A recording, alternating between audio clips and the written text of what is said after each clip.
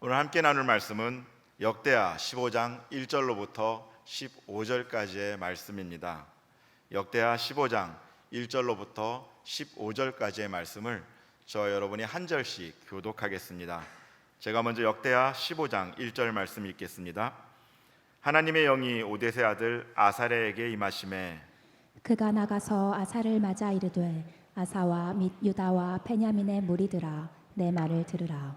너희가 여호와와 함께하면 여호와께서 너희와 함께하실지라. 너희가 만일 그를 찾으면 그가 너희와 만나게 되시려니와 너희가 만일 그를 버리면 그도 너희를 버리시리라.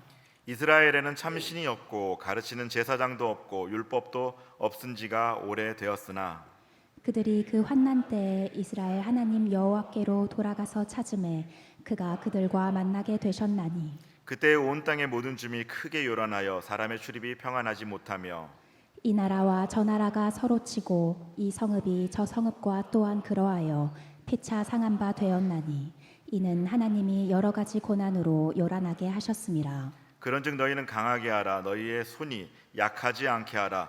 너희 행위에는 상급이 있음이라 하니라.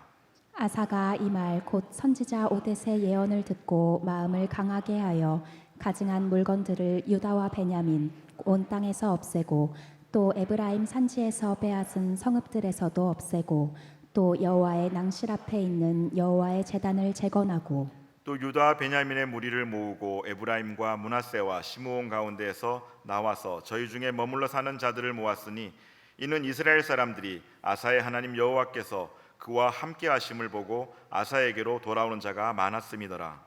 아사 왕 제 15년 셋째 달에 그들이 예루살렘에 모이고 그날에 노력하여 온 물건 중에서 소 700마리와 양 7,000마리로 여호와께 제사를 지내고 또 마음을 다하고 목숨을 다하여 조상들의 하나님 여호와를 찾기로 언약하고 이스라엘 하나님 여호와를 찾지 아니하는 자는 대소 남녀를 막론하고 죽이는 것이 마땅하다 하고 무리가 큰 소리로 외치며 피리와 나팔을 불어 여호와께 맹세하매 함께 읽습니다. 온 유다가 이 맹세를 기뻐한지라. 무리가 마음을 다하여 맹세하고 뜻을 다하여 여호와를 찾았으므로 여호와께서도 그들을 만나 주시고 그들의 사방에 평안을 주셨더라. 아멘. 하나님께 더 가까이라는 제목을 가지고 말씀을 나누려고 합니다. 오늘 본문에 등장하는 이 아사 왕은 남유다 3대 왕이죠. 아비야의 뒤를 이어서 왕위에 올랐던 그런 사람입니다. 그는 41년간 남유다를 통치하게 되는데요. 남유다의 왕들 중에서 몇 안 되는 선한 왕 중에 한 사람이었습니다. 그는 선왕이었던 아비야에 이어서 왕이 되자마자 종교개혁을 실시합니다. 1차 종교개혁을 실시하게 되는데요. 무엇인가를 하기에 앞서서 하나님과의 관계가 어떤지 점검하는 일이 중요했던 것을 알고 있었던 것이죠. 그것이 중요했던 걸 알았었기 때문에 아사가 1차 종교개혁을 했고 하나님께서는 그것을 굉장히 흡족한 마음으로 바라보셨습니다.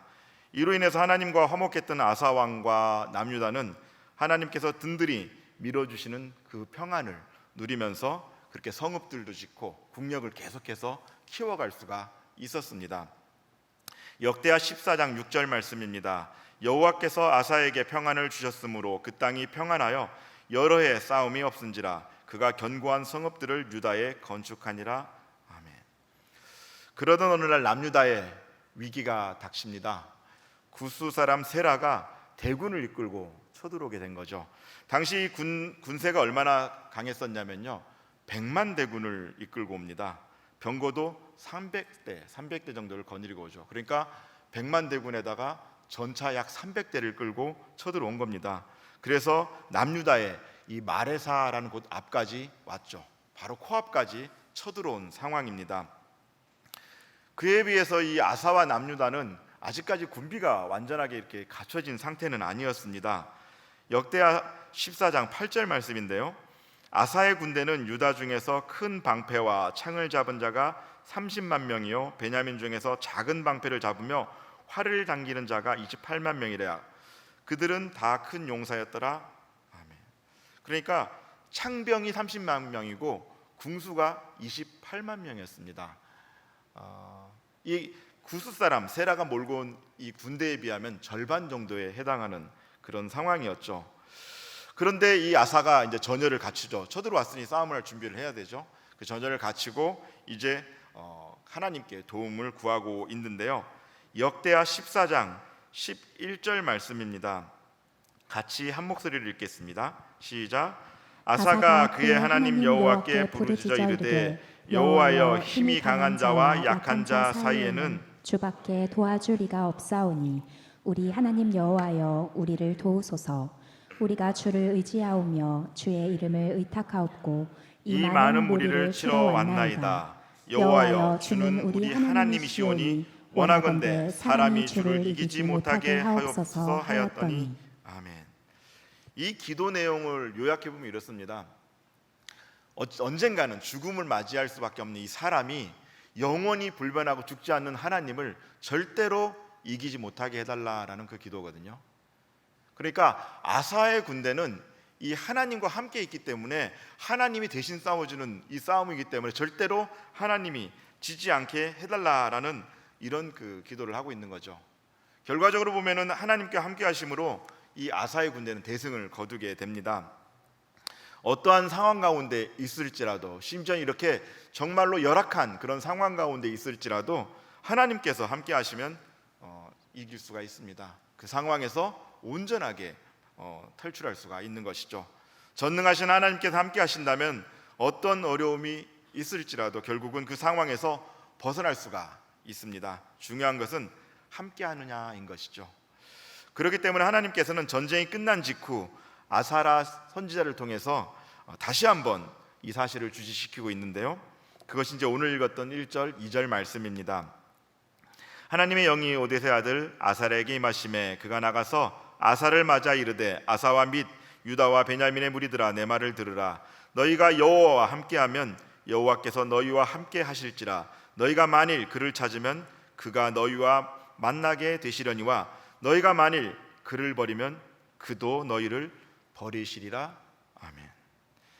우리가 하나님을 버린다면은 하나님도 우리를 버리실 것이라는 기본적인 성경의 원리를 선포하고 있습니다. 물론 궁극적인 의미에서 그 구원은 우리의 어떤 행위와는 상관이 없습니다. 하나님의 전적인 은혜로 우리가 구원을 받게 되죠. 그런데 삶에서의 어떤 승리와 또 삶에서 받는 이 축복은 우리가 삶 속에서 계속해서 하나님을 찾고 경외하고 말씀을 순종할 때 이어집니다. 그냥 주어지는 것이 아니라는 것이죠. 이 원리를 아는 것이 너무나 중요합니다. 그동안 이스라엘은 하나님과 화목함이 깨어져 있기 때문에 이런 어려움을 겪었던 것이죠. 결국은 나라가 갈라지는 그런 운명을 맞이하게 됐는데요. 하나님과의 관계가 깨어지면서 그들의 평안도 깨어졌던 것입니다. 3절입니다. 이스라엘은 참신이 없고 가르치는 제사장도 없고 율법도 없은 지가 오래되었으나. 이스라엘에 참신이 없다는 것은 그들이 하나님을 버렸다는 얘기예요. 실제로 참신이 있는데 하나님을 버리고 이방신들과 우상을 섬겼음을 보여주고 있고요. 제사장이 없다는 것은 무엇을 의미하냐면 제사장은 예배 드릴 때 꼭 필요한 그런 역할을 담당한 사람이었습니다. 근데 제사장이 없다라는 것은 그들의 예배가 다 무너졌다는 얘기예요. 또 율법도 없다라는 말은 그들이 하나님의 말씀을 듣지 않았다는 것이죠. 우상 숭배하고 예배도 무너지고 하나님의 말씀도 듣지 아니하고 그야말로 총체적인 그런 난관에 이들이 봉착했던 것이죠. 그들을 가나안 기업의 땅으로 인도하셨던 하나님과의 관계가 완전하게 다 깨어져 버린 그런 상태입니다. 그런 삶을 살아가게 되면 너무나 비참하죠. 미래가 없는 삶이고 안전을 보장받을 수 없는 삶이기 때문에 굉장히 비참할 수밖에 없습니다. 그렇게 그들은 자신들의 상황을 깨닫는 즉시 자신들이 살아오던 그런 방식들을 버리고 돌이켜서 하나님께로 돌아와야만 했습니다. 4절부터 6절까지 말씀입니다. 교독합니다. 그들이 환난 때에 이스라엘 하나님 여호와께로 돌아가서 찾음에 그가 그들과 만나게 되셨나니 그때 온 땅의 모든 주민이 크게 요란하여 사람의 출입이 평안하지 못하며 이 나라와 저 나라가 서로 치고 이 성읍이 저 성읍과 또한 그러하여 피차 상한 바 되었나니 이는 하나님이 여러 가지 고난으로 요란하게 하셨음이라. 아멘. 이 사람의 출입이 평안하지 못하다라는 것은 이스라엘 자신이 계속된 이 범죄로 인해서 징계를 받았다는 이야기입니다. 징계로 인해 삶이 편하지 않다는 거죠. 또 그걸로 끝난 게 아니에요. 하나님과 멀어진 사람이 이 징계로 단순하게 끝나는 게 아니라 하나님께서 고난을 더해요. 계속해서 삶을 흔들어댑니다. 요란하게 만들어내 가는 걸 볼 수가 있죠. 하나님과 멀어진 사람들에게 평안이 있을 수가 없는 거죠. 그럼에도 하나님께서는 당신의 백성들에게 언약하십니다. 비록 그들이 징계를 받아서 혼란 가운데 있고 정말로 어려운 가운데 있을지라도 진심으로 돌이킨다면은, 진심으로 하나님 앞에 돌아온다면 모든 것을 용서해 주시겠다라고 언약을 하고 있습니다. 그들이 당하고 있는 고난이 하나님께로부터 나온 것이지만 그들이 돌이키기만 한다면 그것을 거두시겠다고 말씀하시고 있는 거죠. 우리가 살아간 삶의 자리에서도 마찬가지죠. 삶에서 계속되는 그런 어려움들이 있습니까? 계속해서 어떤 문제들이 꼬이고 있습니까? 될만 하면은 정말 이것만 넘어가면 될 것 같은데 계속해서 막다른 골목에 놓여 있는 것 같은, 때로는 절벽 가운데 있는 것 같은 그런 상황에 놓여 있습니까? 그렇다면 하나님께로 회개함으로 돌아와야 합니다. 지금 당장 어려움이 있음에도 하나님께로 돌아오기를 거부한다면 고난이 끊이질 않습니다. 동시에 혹시라도 지금 조금이라도 누리고 있는 그 평안마저도 다 깨어지게 됩니다. 하나님께서 돌이키라고 말씀하실 때 돌아오는 그런 은혜가 있기를 축복합니다. 그렇다면 어느 정도까지 돌아와야 할까요? 하나님은 어떤 수준까지 내가 하나님 앞으로 나아오기를 원하실까요? 7절 말씀인데요, 같이 한번 읽어보겠습니다. 7절 시작. 그런즉 너희는 강하게 하라. 너희의 손이 약하지 않게 하라. 너희의 행위에는 상급이 있음이라 하니라. 아멘. 너희는 강하게 하라. 너희 손이 약하지 않게 하라 라고 말씀하십니다. 지금까지 이 정도면 됐지, 내가 이 정도 신앙생활하면 됐지, 이 정도 헌신하면 됐지 라고 해서 멈춰서는 안 된다는 거예요. 하나님께서 돌아오는 것은 완성을 뜻하는 것이 아닙니다. 하나님께서 돌아왔다는 것은 시작을 의미합니다. 이제부터 하나님의 사람으로 살아갈 수 있다는 그런 시작점에 놓인 것이에요. 우리가 이 세상을 살아가다가 하나님 앞으로 돌아섰다고 해서 갑자기 내 이 삶이 다 바뀌고 내가 성화되고 사는 것이 아니라 그때부터 시작하는 거예요. 하나님께도 돌아왔다면, 그러니까 구원을 내가 입었다고 하면 이제부터 변화된 삶으로 나가야 되는 거죠. 그저 그렇게 적당하게 신앙생활을 하는 것이 아니고요, 계속해서 변화된 삶, 거듭난 삶으로 내 삶이 이어져야 돼요. 그래서 신앙의 연조가 깊어질수록 우리가 성숙한 그리스도인으로 닮아가야 되고 그런 모습이 나를 통해서 드러나야 됩니다. 그렇기 때문에 하나님께서는 끝까지 힘을 잃지 않고 또 변화를 위한 노력을 계속해야 한다고 말씀하신 것이죠. 점점 더 하나님께로 가까이 가는 것이죠. 그 비밀을 알고 있었기 때문에 이 아사 왕이 1차 종교개혁 이후에 거기서 머무르지 않습니다. 2차 종교개혁을 박차를 가합니다. 즉시 그것을 행하죠. 그렇게 함으로 하나님께 더 가까이 나가고 또 그로 인해서 계속해서 축복의 자리, 그 평안의 자리에 있기를 원했던 것이죠. 사실 이 아사 왕은요, 지금 전쟁이 끝나고 막 돌아오는 상황이에요. 그러면은 어쩌면 구스와의 그런 엄청난 전쟁에서 이겼기 때문에 좀 사람들한테 칭송도 좀 받고 싶고, 그리고 또 승전의 기쁨도 누리고, 정말 이 어려운 것에서 하나님이 도와주셨다는 것에 대해서 많은 사람들하고 함께 간증도 나누고 그런 마음이 들었을지도 모릅니다.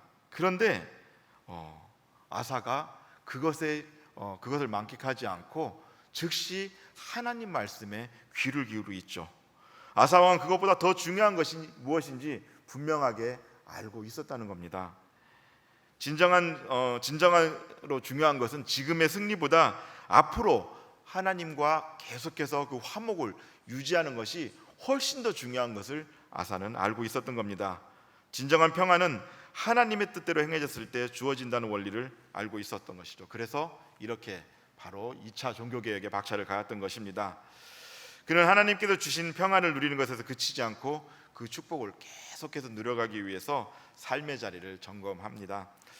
저는 오늘 본문을 통해서 이 하나님께서 주시는 이 참된 평안을 계속 누리기 위하여 아사 왕이 모든 것을 다 뒤로하고 무엇에 집중하였는지, 또 무엇을 실천하고자 하였는지 말씀을 나누려고 합니다. 그리고 이 아사 왕의 결단이 우리의 결단이 되고 그의 실천이 우리의 실천이 되기를 원합니다.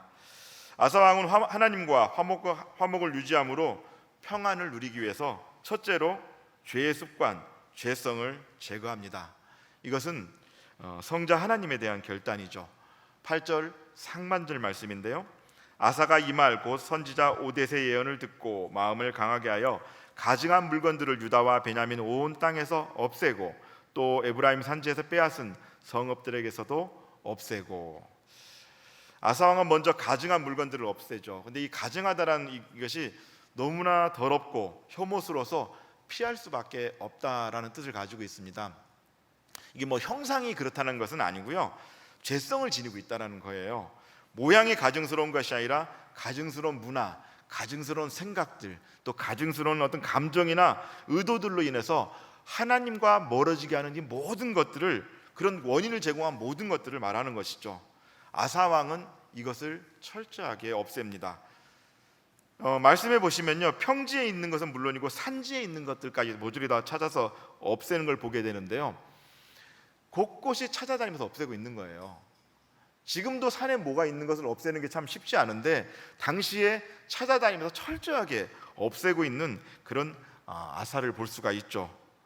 앞선 14장에서 그는 1차 종교개혁을 통해서 이방의 산당들과 또 이 제단을 없애고 주상을 깨뜨리고 아세라상을 찍었음에도 불구하고 여기서 멈추지 않고 죄와 관련된 이 모든 것들을 다 없애고 있는 것입니다. 그의 개혁을 통해서 하나님께서 원하시는 거룩의 수준이 어떤 것인지 가늠해 볼 수가 있습니다. 우리도 우리 안에 존재하는 이런 가증스러운 생각들, 또 가증스러운 죄성들, 사상들, 또 습관적으로 짓는 이런 죄들을 없애야 합니다. 이것은 날마다 죄를 짓고 하나님께 회개하는 것으로 끝나서는 안 될 문제죠. 죄를 짓는 것을 멈춰야 하고요, 없애야 합니다. 심지어는요, 가증스러운 문화도 가까이에서는 안 되는 것이죠. 레위기 11장 31절 말씀입니다. 모든 기는 것 중 이것들은 내게 부정하니 그 죽음을 만지는 모든 자는 저녁까지 부정할 것이며. 데살로니가 전서 5장 22절입니다. 악은 어떤 모양이라도 버리라. 아멘. 하나님께서는 죄는 모양이라도 버리라고 말씀하십니다. 모든 기는 것은 무엇을 연상시키죠? 창세기에서 아담을 범죄케 했던 뱀을 연상시키죠. 그렇기 때문에 레위기에서는 하나님께서는 이 비슷하게 생긴 것마저도 다 피하고 버려야 된다라고 이 얘기를 하고 있고요, 이 데살로니가 전서에서는 모양이라도, 어떤 악은 모양이라도 버리라는 거예요. 이 정도로 철저하게 죄에 대해서 경계하고 있는 것을 보게 됩니다. 내 안에 있는 하나님을 불편하게 하는 생각들, 문화, 습관들을 점검하시길 원합니다. 그리고 가증스러운 것이 허결하게 있다면 걷어내십시오. 걷어내야 됩니다. 누룩은 조금만 들어가 있다라고 하더라도 모든 것들을 다 변질시켜버리고 맙니다. 그런 힘이 있죠. 그렇기 때문에 온전하게 끝까지 없애야 됩니다. 그런데 이런 경우가 있죠. 간혹 생각하다 보면은 이게 정말 죄일까? 아닐까? 이게 정말 나쁜 것일까? 아닐까? 라고 생각하는 것들이 있어요. 모든 것이 다 이렇게 막 눈에 보이게 딱딱 갈라지진 않거든요. 그럴 때 어떻게 해야 되나요? 그냥 한번 해보나요? 그렇지 않죠. 그럴 때는 어떻게 해요? 일단 배제시키는 게 좋습니다. 우리가 혹시 모르겠어요, 그 버섯을 좋아하는 분이 계시죠. 저는 버섯을 굉장히 좋아하는데 산에 가다 보면 비슷한 버섯들이 있어요. 이게 송이버섯인지 아닌지 잘 모르겠는데 일단 따먹어 봅니까? 큰일 나죠. 비슷하면 차라리 안 하는 게 맞습니다. 이것이 죄인지 아닌지, 죄성이 있는지 없는지 모를 것 같은 경우는 과감히 버리십시오. 악은 모양이라도 버리라고 말씀하십니다. 자, 하나님과 화목을 유지함으로 평안을 누리기 위해서 두 번째로는 예배를 회복해야 합니다. 이것은 성부 하나님에 대한 결단이죠. 8절 하반절입니다. 또 여호와의 낭실 앞에 있는 여호와의 제단을 재건하고. 아멘. 이 아사 왕은 우상을 척결함과 동시에 성전 제단을 새롭게 중수합니다. 아사의 개혁은 이 죄를 버리는 데서 그치지 않아요. 죄를 버리는 데서 그치지 않고 예배의 회복을 향해서 나아가고 있는 거죠. 죄악만 없애고 예배의 회복이 이루어지지 않으면 그 심령은 또다시 다른 위험에 노출될 수 있습니다. 마태복음 12장 43절 45절 말씀, 한번 교독하겠습니다. 제가 43절 읽습니다. 더러운 귀신이 사람에게서 나갔을 때 물 없는 곳으로 다니며 쉬기를 구하되 쉴 곳을 얻지 못하고 이에 이르되 내가 나온 내 집으로 돌아가리라 하고 와보니 그 집이 비고 청소되고 수리되었거늘 이에 가서 저보다 더 악한 귀신 7을 데리고 들어가서 거하니 그 사람의 나중 형편이 전보다 더욱 심하게 되느니라. 이 악한 세대가 또한 이렇게 되리라. 아멘. 이 예수께서 말씀하신 건데요, 사람은 영적인 존재예요. 그러다 보니까 비어 있을 수가 없어요. 예수께서 이 안에 다른 것이 다 죄가 다 이 안에서 비워지고 나면은 그 안에 다른 것을 채워 넣어야 돼요. 하나님의 것으로, 성령으로, 하나님의 말씀으로 채워넣지 않으면 금세 어떻게 해요? 다른 것이 들어와서 더 상태가 험악해진다라고 이야기를 합니다. 청소가 끝났으면은, 내 안에 있는 죄를 버렸다면은 악한 것이 자리 잡지 못하게 하나님의 말씀으로 채우고 하나님의 영으로 채워가야 합니다. 아사 왕은 하나님과의 관계를 회복하기 위해서 죄성 있는 모든 것을 없애고 나서 바로 이 예배를 위해서 제단을 회복하는 것을 보게 됩니다. 우리 역시 하나님께 드리는 예배 회복이 중요하죠. 이 말은요, 사실 요즘에 코로나 끝나고 나서 예배 회복에 대한 얘기를 많이 하고 있잖아요. 그런데 이전에도 마찬가지예요. 이전에도 동일하게 선포됐던 메시지고요. 지금도 마찬가지입니다. 이것은 선택이 아니라 필수이기 때문에 오늘도 말씀을 통해서 다시 권면합니다. 예배는 하나님과의 관계의 회복의 기본이자 전부입니다. 예배에 성공한다면, 그러니까 예배를 통해서 하나님과의 관계가 정말 온전하게 정립되고 있다면 삶의 모든 부분에서 형통함을 누릴 수가 있습니다. 이것을 하나님께서는 오늘 우리에게 말씀하고 있는 것이죠. 반면에 예배가 무너지면 하나님과의 관계가 깨어지게 되고요, 나의 삶의 자리도 동시에 함께 무너지게 됩니다. 아모스서 9장 1절 말씀입니다. 내가 보니 주께서 제단 곁에 서서 이르시되 기둥머리를 쳐서 문지방이 움직이게 하며 그것으로 부서져서 무리의 머리에 떨어지게 하라. 내가 그 남은 자를 칼로 죽이리니 그 중에서 한 사람도 도망하지 못하며 그 중에서 한 사람도 피하지 못하리라. 아멘. 제가 이 말씀을 쉬운 성경으로 한번 찾아봤습니다. 주께서 제단 곁에 서 계신 것을 내가 보았다. 주께서 말씀하셨다. 기둥 꼭대기를 쳐서 문지방까지 흔들리게 하여라. 기둥들이 사람들의 머리에 무너져 내리게 하여라. 살아남은 사람은 내가 칼로 죽이겠다. 아무도 피하지 못할 것이다. 누구도 도망하지 못할 것이다. 성전이 파괴되고 예배가 무너지니까 겨우 살아남았던 이 사람들도 긍휼함을 얻지 못합니다. 죽음을 맞이하게 되죠. 예배 자리가 무너지니 삶의 자리까지 무너지게 된 것입니다. 사랑하는 성도 여러분, 우리의 예배 회복은 선택이 아니라 필수입니다. 자, 세 번째로 하나님과의 화목을 유지함으로 평안을 누리기 위해서는 오직 여호와만을 따르기로 언약합니다. 이것은 성령 하나님에 대한 결단입니다. 12절 말씀입니다. 또한 마음을 다하고 목숨을 다하여 조상들의 하나님 여호와를 찾기로 언약하고. 아멘.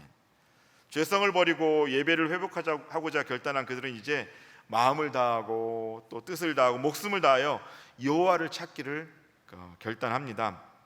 내 뜻을 내려놓고 오직 하나님의 인도하심만을 따르겠다는 것이죠. 보통 언약이란 말을 쓸 때 뒤에 이제 자르다란 말을 카라트라는 동상을 씁니다. 근데 이게 무슨 뜻이냐면요, 언약을 자르다라는 뜻을 쓰입니다. 이게 어떤 의미냐? 아브라함과 하나님께서 언약을 맺었을 때요, 그 고기를 자르잖아요. 그 제물을 잘라요. 그리고 나서 그 가운데로 누가 지나가요? 하나님의 불이 지나갑니다. 그러면서 언약이 성취가 되거든요. 그렇기 때문에 새로 언약을 맺을 때는 이 카라트라는 단어를 써서 그 가운데로 지나가다라는 뜻을 쓰는데요, 여기서는 그 단어를 쓰지 않고 원어로 보면 뽀라는 단어를 썼어요. 이것은 어떤 개념이냐면 이미 예전에 약속했던 것을 재갱신하겠다는 뜻을 갖고 있는 거죠. 그러니까 전혀 새로운 것을 하는 것이 아니라 이미 우리가 하나님과 약속했던 것을 다시 한번 하나님께서 갱신하고 있는 것을 보게 되는 건데요, 이들은 하나님과 이 화평을 누리기 위해서 그동안 잊고 살았던, 그동안 내 뜻대로 하고 하나님의 뜻을 어기고 살았던 이 모든 것들을 내려놓고 하나님의 뜻을 따르기로 결단하고 있는 것을 보게 됩니다. 마음을 다하고 목숨을 다하여 하나님의 뜻을 따르겠다는 것을 보며 그들이 결단이 얼마나 단호했는지를 볼 수 있는데요. 그동안 이스라엘 백성들도 그렇고 사실 남유다도 우리가 잘 아시는 바와 같이 하나님의 뜻을 따르지 않았어요. 처음에는 그렇지 않았죠. 처음에는 하나님의 뜻을 따랐으나 점점 더 하나님과 멀어지게 되고요. 자신의 생각을 내려놓지 않은 채 자신이 원하는 대로 살아갔고요. 자신의 소견대로 살아가게 됩니다. 그로 인해 하나님과의 화목함이 깨어졌고 또 예배가 결국에는 형식만 남게 되죠. 말씀을 따르려는 마음도 없었고 계속해서 혼란이 가중됐던 그런 상황이었습니다. 아사 왕은 실천과 결단이 없는 예배로 인해서 평안이 다 깨졌던 것을 알고 있었기 때문에 다시 하나님을 따라야 된다라고 이렇게 결단한 것이죠. 우리가 죄의 짐을 벗고 구원의 자리를 잃었는데 또 하나님께 예배드리면서도 불구하고 여전히 내 생각을 고집하고 내 뜻을 고집하고 내가 기도했음에도 불구하고 하나님은 응답 주셨는데 내 뜻과 다르다고 해서 이것은 응답이 아닌 것 같아 라고 해서 내 뜻을 계속 고집한다면은 하나님께서 주시는 평안을 누릴 수가 없죠. 우리가 하나님께 예배드리고 하나님 말씀을 듣는다는 것은 하나님의 뜻을 따르겠다는 그런 의미를 보여주고 있는 것이거든요. 그런데 우리가 예배를 드리면서 또 하나님 말씀을 들으면서도 전혀 그것에 대해서 응답하지 않고 여전히 내 뜻대로 고집하게 된다면은 오늘 말씀하시는 것처럼 그동안 이스라엘과 그동안 남유다가 겪었던 것처럼 계속해서 그 혼란 가운데 빠져 살아갈 수밖에 없습니다. 그렇기 때문에 말씀을 들었다면은 나의 생각, 고집, 감정들을 내려놓고 하나님께 집중해야 합니다.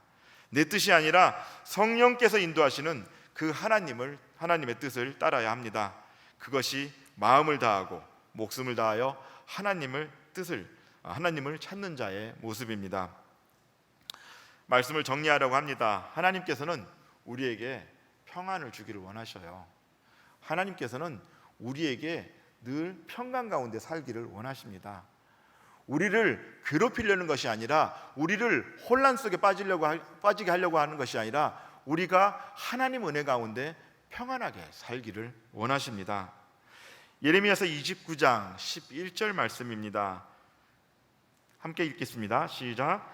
여호와의 말씀이니라 너희를 향한 나의 생각을 내가 아나니 평안이요 재앙이 아니니라 너희에게 미래와 희망을 주는 것이니라. 아멘. 요한복음 14장 27절 제가 읽겠습니다. 평안을 너희에게 끼치노니 곧 나의 평안을 너희에게 주노라. 내가 너희에게 주는 것은 세상이 주는 것과 같이 아니라 너희는 마음에 근심하지도 말고 두려워하지도 말라. 아멘. 그런데 그 평안은 하나님께로부터 온 것이기 때문에 우리가 하나님과 멀어지게 되면은 또 하나님과 관계가 깨어지게 되면은 하나님께서 주신 그 평안도 당연히 깨어질 수밖에 없는 것이죠. 아사 왕은 그것을 알고 있었기 때문에 이렇게 1차와 2차에 걸쳐서 종교 개혁을 단행했던 겁니다. 자, 다시 우리가 한번 정리해 볼 텐데요. 우리 삶 속에서 하나님과 화평을 누리고 하나님 안에서 평안하게 지내기 위해서 첫 번째로 죄된 습성, 문화를 버리고요. 또 두 번째로 예배를 회복해야 됩니다. 아주 중요한 겁니다. 셋째로 하나님을 따르기를 결단해야 됩니다. 다시 말해서 세례 정신으로 다시 무장해야 되는 것이죠. 그리고 세례 정신은 한 번 살았다고, 한 번 내가 결단하고, 한 번 내가 그렇게 행동했다고 끝나는 것이 아닙니다. 계속해서 돌아보며 무너질 때마다 갱신하며 살아가야 합니다. 그리스도의 능력에 힘입어 무너질 때마다 다시 하나님 앞에서 그것을 다시 세우면서 그렇게 나아가야 되는 것이죠. 그렇게 살아가는 자에게 하나님께서는 평안을 허락하십니다. 15절 말씀입니다. 온 유다가 이 맹세를 기뻐한지라 무리가 마음을 다하여 맹세하고 뜻을 다하여 여호와를 찾았으므로 여호와께서도 그들을 만나 주시고 그들의 사방에 평안을 주셨더라. 아멘. 혼자 살아가는 세상이 아닙니다. 우리는 고아가 아니라 하나님 아버지의 자녀죠. 마땅히 아버지신 하나님과 관계를 회복해야 합니다. 화목한 관계를 유지해야 합니다. 바라기는 우리의 삶에서 죄된 습성 또 문화를 버리고 예배를 회복하며 하나님의 뜻을 따르기를 결단함으로 세상에 거친 파도가 몰려오는 상황일지라도 또 폭풍 가운데 있는 그런 상황일지라도 혹은 이보다도 더 어려운 그런 상황에 놓여 있을지라도 하나님께서 주시는 평안을 누리며 살아가시기를 주님의 이름으로 축복합니다. 하나님 아버지, 감사를 드립니다. 여전히 약하고 여전히 무너지고 여전히 실수할 수밖에 없지만 주께서 다시 찾아와 주시고 언약을 갱신하면서 함께 가자고 말씀하십니다. 하나님, 우리가 어떤 상황 가운데서도 주님을 붙들게 하여 주시옵고 어려운 상황일수록 하나님을 더욱더 의지하며 나아가는 우리의 삶이 될 수 있도록 인도하여 주시옵소서. 삶의 모든 자리마다 하나님께서 임재하시고 하나님께서 모든 것을 인도하시고 하나님께서 모든 것을 우리에게 보여주신 걸 깨닫고 나아가는 우리의 삶이 될 수 있도록 도와주시옵소서. 감사드리며 존귀하신 예수 그리스도 이름으로 기도드립니다. 아멘. 결단 찬양 함께 하시겠습니다.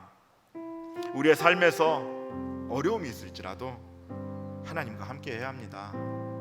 우리의 삶에서 폭풍 같은 그런 상황이 있을지라도, 때로는 거친 파도 같은 그런 현실이 내 앞에 있을지라도, 혹은 반복되는 그런 고난들 때문에 무릎이 꺾이고 또 절망 가운데 있을지라도 오직 주를 바라보며 나아가야 합니다. 하나님께서는 우리에게 평안을 주시길 원합니다. 함께 찬양하시겠습니다.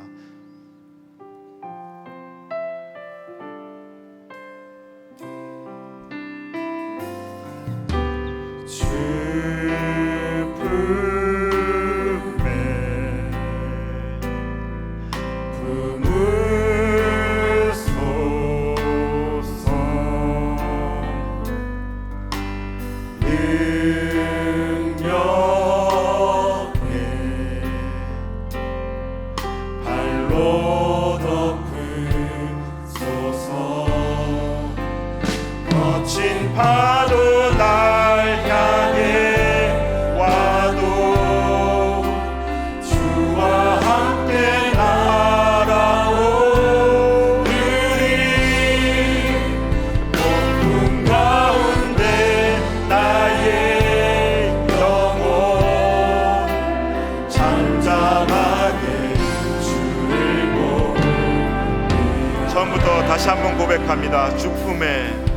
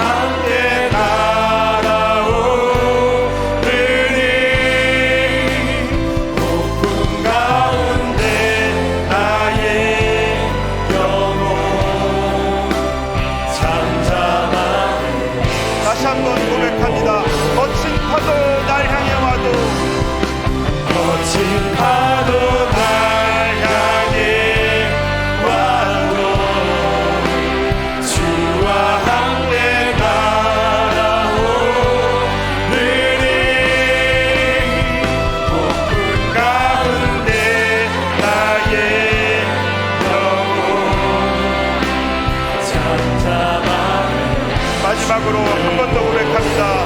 거친 파도 날 향해 와도, 거친 파도 날 향해 와도 주와 함께 날아오르리.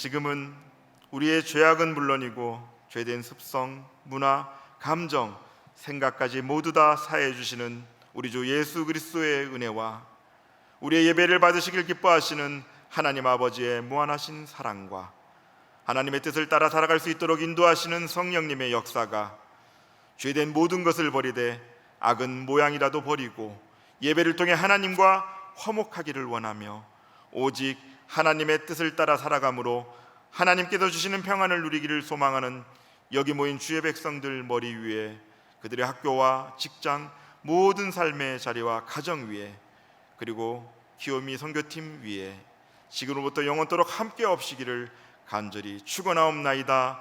아멘.